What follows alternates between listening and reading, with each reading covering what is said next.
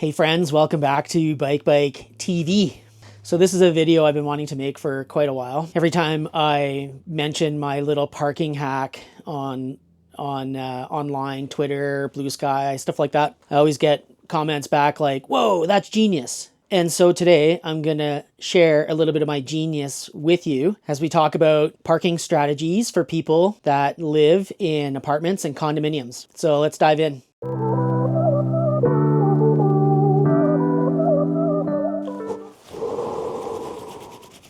All of us at some point have probably lived in a tiny apartment or a tiny condo, and inevitably the tiny condo, the tiny apartment means big difficulties in storing bikes.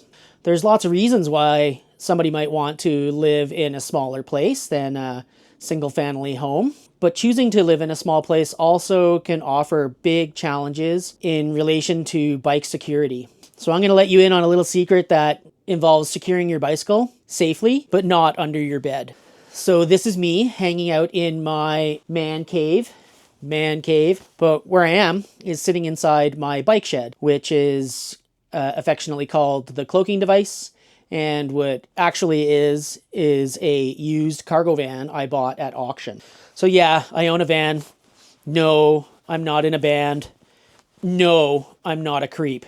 Nadia and I live in a tiny little condo in downtown Calgary, and our condo unit is on the 4th floor. We don't have an elevator in our building. All we have is a set of stairs, quite narrow, to go up to the top, up and down every day. And it's so narrow that really anything other than a Brompton makes getting up and down those stairs impossible. And we won't even talk about e-bikes. There is literally zero chance that I can get a heavy e-bike up the stairs into my apartment without smashing everything along the way and likely wrecking my bike in the process. And that's beyond the problem when I get into my house is there's no place to store a bicycle in our apartment because it's so tiny. I affectionately call it the RV because it's that tiny. So after much huffing and puffing up and down the stairs when I moved into the condo with Nadia, it took me a long time to kind of figure out what to do about bikes. You know, for a while, I was just jamming a bike in one of our bedrooms. In the nicer months, I would hang one off the balcony, but none of those let me have an electric bike that I now use for commuting. So after many, many, many months of brainstorming and trying to figure out what the move was, my initial thought was, let's get a shed and we'll put it on in our parking spot that we have with our condo. After going through the condo bylaws, it was really obvious right away that legally we weren't allowed to do that. The only thing that we could put in our parking spot that's assigned to our condo was a vehicle. After looking at the bylaws stated that we could only put a vehicle there. Can't put anything other than a vehicle there. You can't even put a motorcycle or a trailer or a shed. Nothing. Only a vehicle. Then it dawned on me. It's like, I wonder if we could park a big cargo van there. And so looking at our particular bylaws, it seemed pretty clear that so long as the vehicle was running or what could run and was operable, we could do that. And so the light bulb went off. Oh my, we figured out a way. So we rolled the dice. We found this beauty at auction for $800. Paid a towing company couple $100 to get it over here and stick it in our parking spot. And all I did, I don't know if you probably can't really see it, but all I did was to cover the windows from the inside with paint so you can't look in. Covered the front there with a windshield screen so you can't see inside. And voila, we have a bike shed.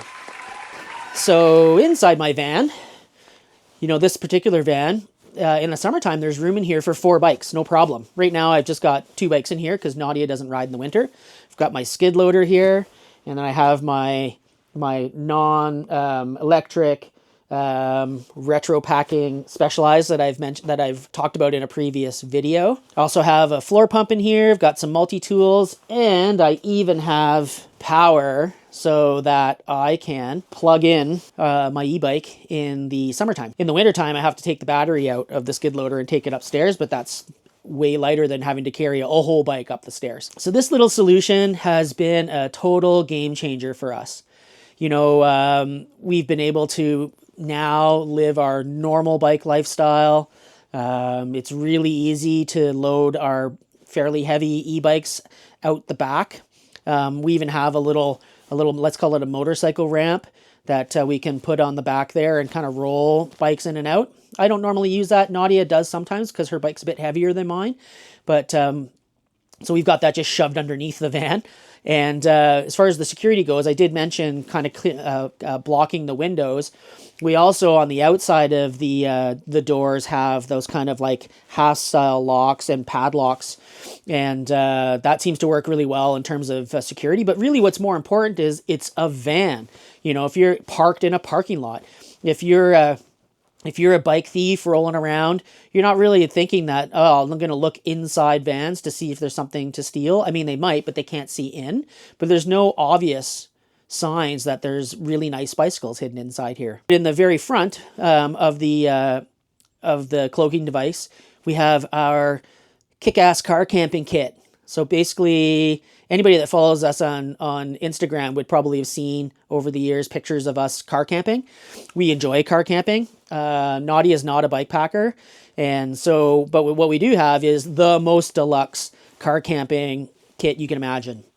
Full kitchen, cast iron kitchen equipment, the most luxurious chairs, tarps, nice tent, mattresses that are as fat as my head.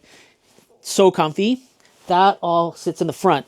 You can maybe even see over here coolers, and also the boxes that contain a lot of our car camping stuff are behind me too, and those go up on top of our van when we're heading out. So we've got all of our summer camping stuff in here, and then there's still all this room for bikes. So there you have it. Short, sweet, to the point. Find yourself a cloaking device. But first, investigate perhaps your lease, your condo bylaws. You know, I know if you have, let's say you have an underground parking scenario, which are terrible for bike theft, by the way, you might have to make sure that, let's say the van runs and it's plated. So when they do their yearly underground parking cleaning, you could move the van out onto the street and then put it back when they've done the cleaning. So you're gonna have to look at your own individual specifics about what you can do there. But I got to imagine that for many, many, many people, this is a really great solution for offering really safe bike security. We haven't had to do it yet because we haven't actually had anybody try to get into the van in the 4 or 5 years now that I've been had this scenario set up. But our next plan is, if we did see that